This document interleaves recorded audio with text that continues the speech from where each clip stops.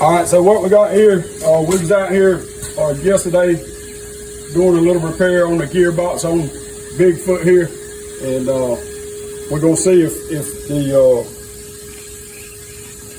shaft for the drive shaft where it goes in that gearbox, it had a little wear pattern around the outside of that yoke. We're gonna see if that new seal will take care of that problem where it don't got any kind of leak on it, and if it don't, we're gonna have to pull that yoke back off of there. We're gonna have to weld it up, then we're gonna have to take it and get it remachined back down to the right spec, because there's some kind of little wear pattern on there I saw. I don't know if it's something from the factory they put on there. It's right about where the seal lip goes in that area, and there's no way that rubber seal could have dug down in that metal like that. So we got it all back together yesterday.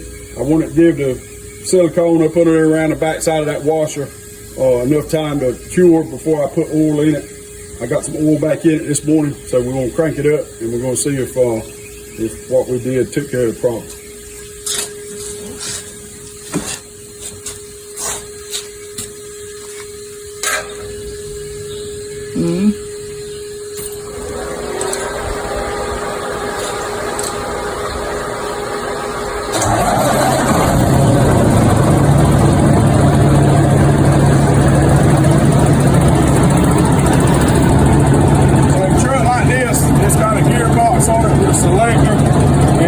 Selector does, it allows the transmission to either run the drive line on the truck, which is, the powertrain, go through the transmission, through the drive shaft to the rear end and turn the wheels, or it's got a gearbox on it. You can flip the switch and it stops the power from going to the wheels, and it allows it to go to a separate drive shaft, which turns a big blower that creates the vacuum on this truck.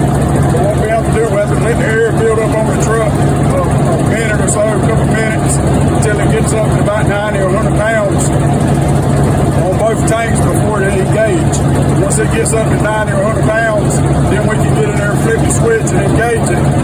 And then we can put it in gear and we can turn the blower on and see what we actually got going on.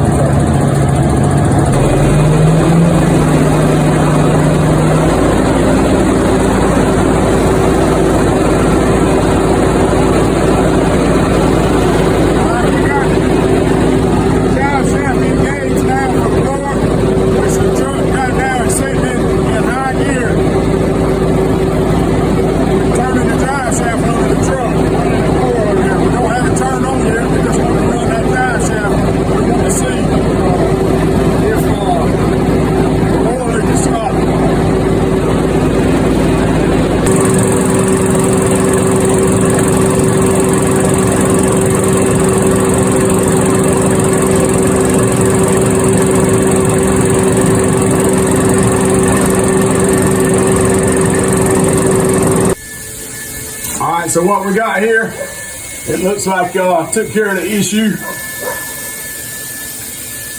I don't see any kind of oil seepage, any wet that's up under here.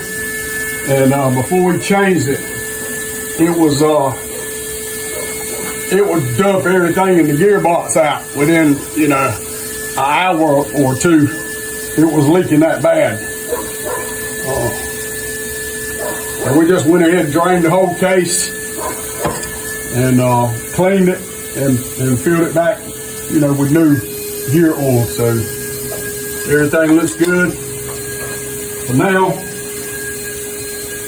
we just got to get up under here and clean all that oil up under here with a pressure washer where it throwed all the oil out when we tried to finish the job, the last job we was on with it. So that's a win.